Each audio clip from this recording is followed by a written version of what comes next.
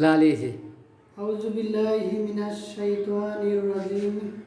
বিসমিল্লাহির রহমানির রহিম। আমি মোহাম্মদ শফিকুল ইসলাম, সহকারী শিক্ষক, আউলিয়াবাদ মাদার দাখিল মাদ্রাসা। দশম শ্রেণীর ছাত্রছাত্রীরা তোমরা অনলাইন ক্লাস করার জন্য কৃষি শিক্ষা বিষয় নিয়ে তোমরা নিজ নিজ বাড়িতে অবস্থান করো। মহামারী করোনা ভাইরাসের কারণে যখন আমরা ক্লাসে সরাসরি ছাত্রদিন অংশগ্রহণ করতে পারি না, তখন তোমাদের অনলাইনে ক্লাসে সরকার মহোদয় তোমাদের জন্য অনলাইনে ক্লাসের ব্যবস্থা করেছে। আজ আমরা দশম শ্রেণীর কৃষি শিক্ষা বিষয়ের প্রথম অধ্যায়ের তৃতীয় পরিচ্ছেদ ভূমিক্ষয় নিয়ে আলোচনা করব।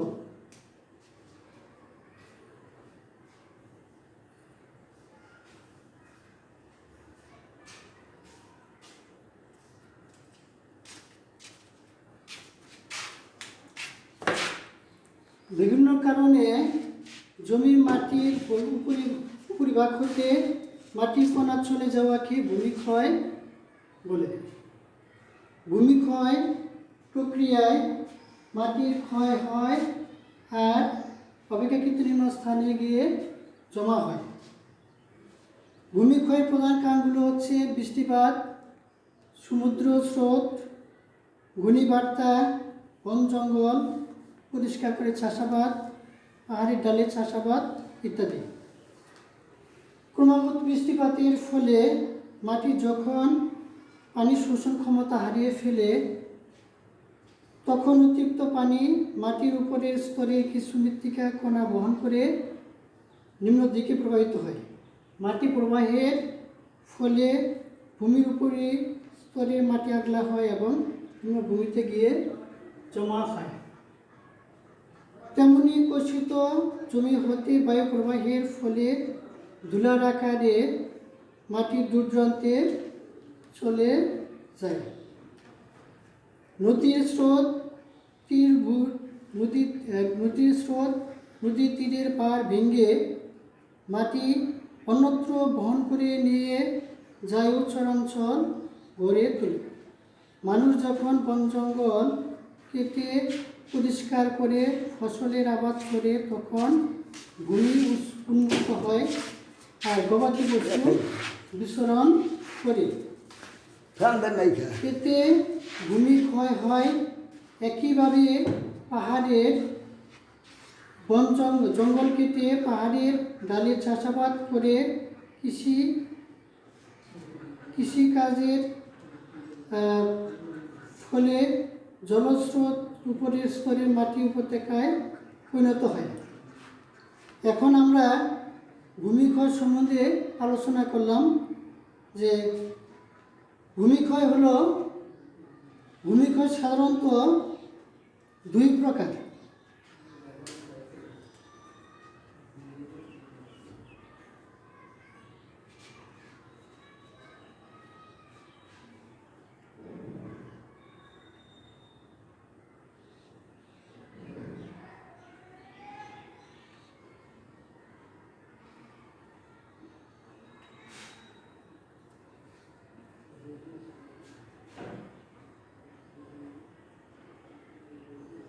প্রাকৃতিক ভূমিক্ষয়, দুই মানুষ কর্তৃক ভূমিক্ষয়।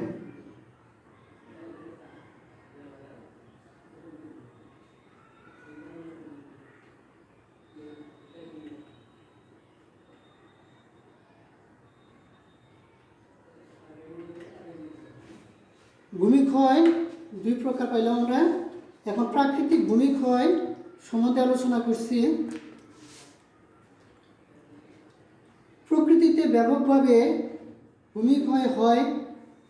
ভূসৃষ্টির শুরু থেকেই এর ক্ষয় শুরু হয়েছে। দীর্ঘকালের এই ক্ষয়ের ফলে নদীর মোহনায় বা সমুদ্রে চর সৃষ্টি হয়েছে, যা বা দ্বীপ গড়ে উঠেছে। এই ভূমিক্ষয়ের ফলে পৃথিবীর অনেক অঞ্চল উর্বর হয়েছে আবার অনেক অঞ্চল কি অনুর্বর হয়েছে। ছাত্রছাত্রীরা তোমরা নিশ্চয়ই বুঝতে পারছো যে প্রাকৃতিক ভূমিক্ষয় কি, অর্থাৎ প্রাকৃতিক উপায়ে যে ভূমির ক্ষয় হয় তাহলে কি প্রাকৃতিক ভূমিক্ষয়। এখন আমরা পড়ব প্রাকৃতিক ভূমিক্ষয়ের আবার 4 প্রকার।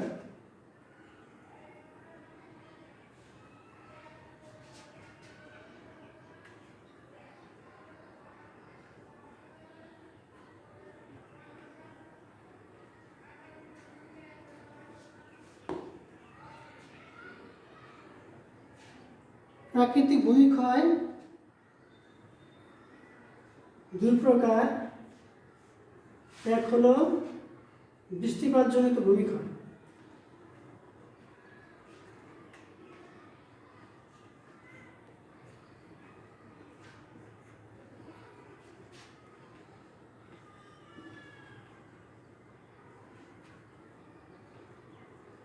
বৃষ্টিপাতজনিত ভূমিক্ষয় 2 বায়ু প্রবাহজনিত ভূমিক্ষয়।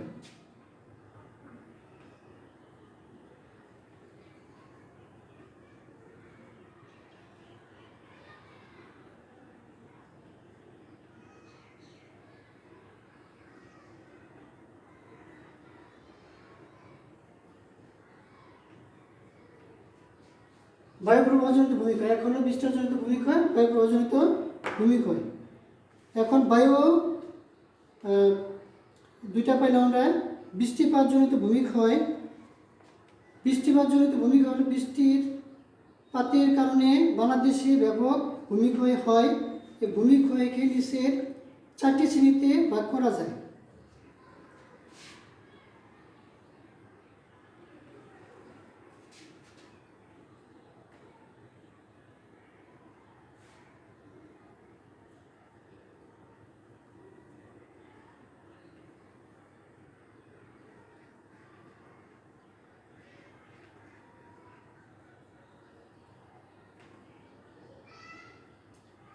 আস্তরণ ভূমিক্ষয় 2 রিল ভূমিক্ষয়।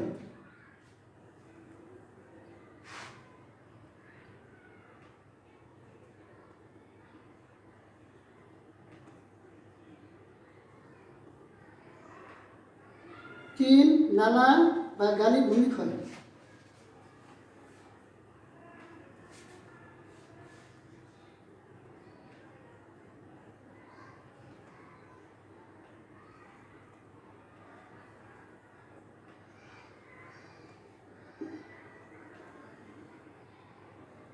চার নদী ভাঙ্গন।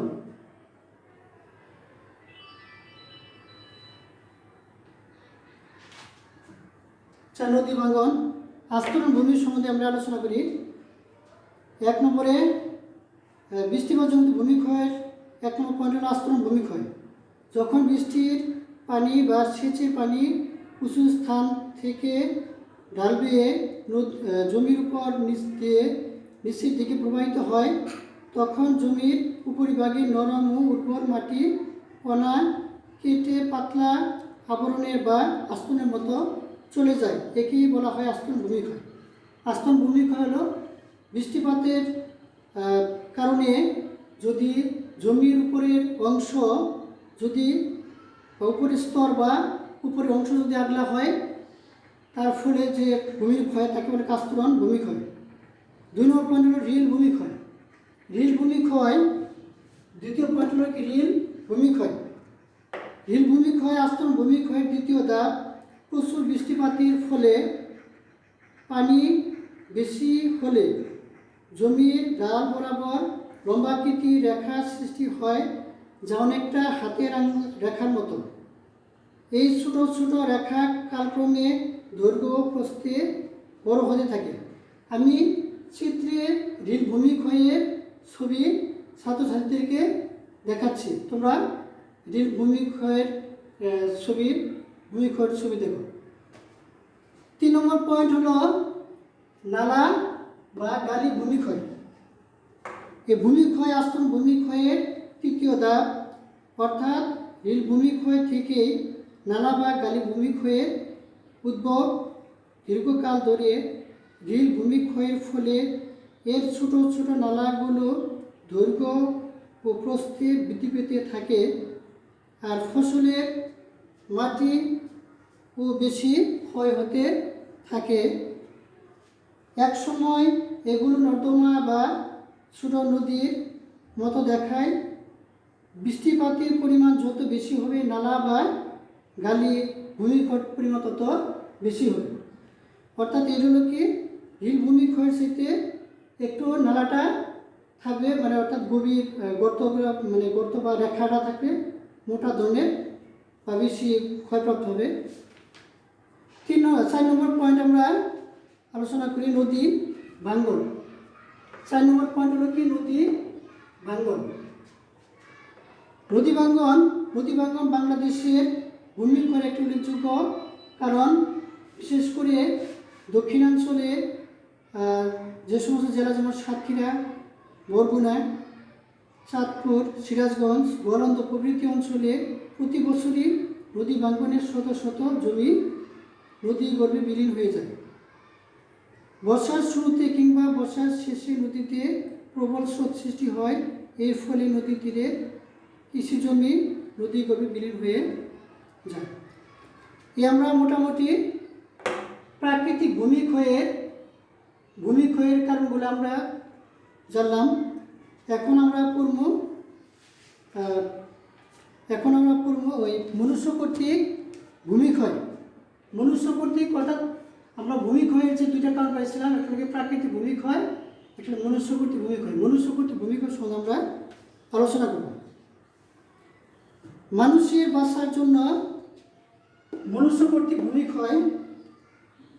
আগে আমরা প্রাকৃতিক ভূমিক্ষয় সম্বন্ধে আলোচনা করলাম, এখন আমরা মনুষ্য কর্তৃক ভূমিক্ষয় সম্বন্ধে আলোচনা করব।